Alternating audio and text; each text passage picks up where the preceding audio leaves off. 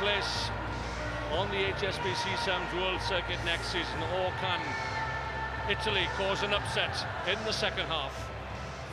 They've seen Japan sprint out to a 19-point lead.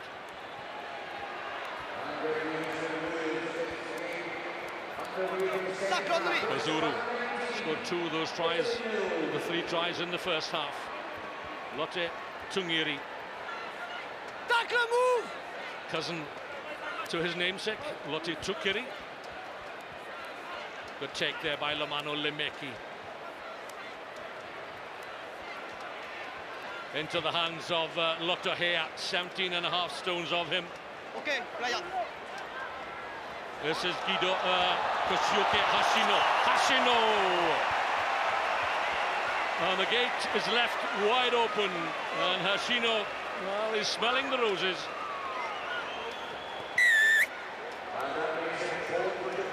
Well, the wry smile there on Hashino. Look at this. What an angle he took here. Hello, Hashino, watch this on the outside. And Japan are playing some scintillating sevens here. Terrific effort here from Japan. They threatened last weekend in Tokyo. It was a cruel luck that they failed to make the main cup competition. But a week on. And when, as we were saying when we were up in Tokyo last week, you just sensed there was a feeling within that squad, within that performance, with one eye as hosts of the 2019 World Cup and also Olympic Games in 2020. You felt there was going to something happen, and it's all been encapsulated in this performance. It's a clinical performance from the Japanese. Good communication between the players. Sakai looking for the opening up to halfway. Delivered on a plate from Fujita. Out to the replacement, Jamie Henry. They can't pull him down. Finally they do on the Italian 22. No, it's not on. Just a slip up there from Fujita. He, along with Fukuoka, 2 international wing three-quarters. Released by Eddie Jones for this challenge, and they've risen to that challenge.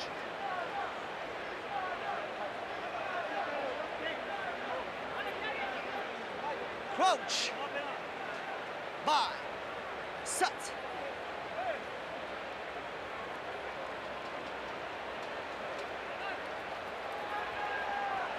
(26-0).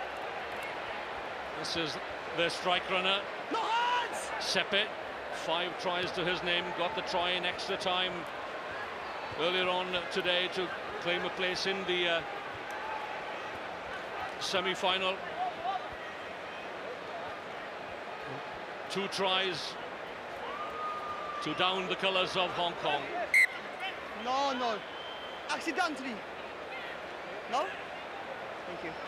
When I was just looking at the forwards there from Japan, and I must congratulate Tomohiro Sagawa. I think his selection was absolutely spot on, because his forwards in Kawazuru with the 2 tries, Lemeki, Rotoahia, they've all played their part there. That front row for Japan have been absolutely magnificent. They've set the standard because they've taken on the Italians, they've won the breakdown, and it's been a really, really impressive display. I don't think we've seen Lotte here this weekend. No, we haven't. And when you consider that Italy absolutely outgunned the Hong Kong in the semi-final, I think that is really smart rugby coaching. Well, Japan will certainly be welcomed with open arms onto the Sevens circuit next in Spain, and luckily are going to lose out. But when Japan play at this standard, at this level, well, it augurs well. And of course, if there's a sniff of an Olympic medal, you can bet your bottom dollar that Japan will be looking to claim one of those medals come Rio in 2016. The replacement, Luigi Niccolo Fadalti, away he goes, tackled there by Jamie Henry, one of the stars on this Japanese side. Darting this way and that, Andrea Buondono, a little chip through. Japan would appear to have it well covered though. It's not on. Kenki Fukuoka was who knocked it forward. Number 1, please, off. Number 1, off, please. And Japan make another substitution. Yasuko Kwazuru comes off, and Dai Ozawa is the replacement, wearing 5. Time off, please. Number 4, please. No, time off, time off. Number 4 off. When you consider when that Fabrizio Seppi, he scored 5 tries in the tournament, and he hasn't touched the ball really in this final match. They haven't got it to their speedster. This time they might. There he is on the scissors. Dangerous player, Fabrizio Seppi. He is their go-to man. Excellent defense again from the Japanese. Very technically astute, technically accurate, as one would expect from the fast learners that they are. Yes. And I don't know if you heard over the referee's microphone, but when they got the defense right there was a whoop of delight from the team. There's a real unity in this Japanese squad, and they're quite happy just kicking for touch, watching that clock run down. And what I'm really looking forward to is seeing the reaction from the players as Coach Sagawa looks on. He's trying to hold back a smile, I think. He's absolutely delighted, I'm sure, with the performance of his team this weekend. But they'll have to pay attention to lapses of concentration such as that, as Christian Bechara no move.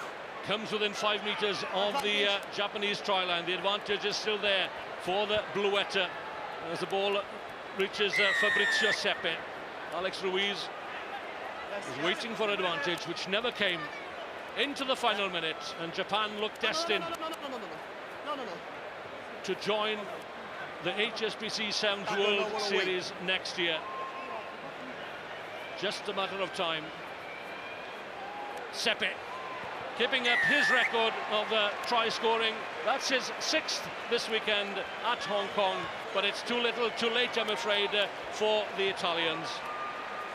Japan defeated Uruguay 24-0, Trinidad and Tobago 41-0, the Cook Islands 26-7, Tunisia 38-7, and Russia 19-14 after extra time. And here they are poised now at 26-5, with literally seconds to go in this qualifier, which has gripped the imagination of the capacity crowd at the Sokopo Stadium. And if that man got a try, it would be a very popular try indeed. The kick out wide, they're not done yet, and away goes Lotte Tungiri. The pass back inside, doesn't find Lomano Lemeki. Those two, they've done some sterling work over the last couple of weeks for Japan. Lovely take by Hosuke Hashino. Hashino is away. This is the hammer. This is the try that takes Japan. Oh my goodness me! Every commentator's cursed. It's happened before, it'll happen again. But thankfully, the outcome was already determined. What an embarrassment for Kenki Kosuke Hashino, rather. And let me tell you, when it'll be a quiz night, there'll be a question: what happened next? But what does happen next is that Japan march on to the HSBC Sevens World Series on the back of a comprehensive win against Italy at full time.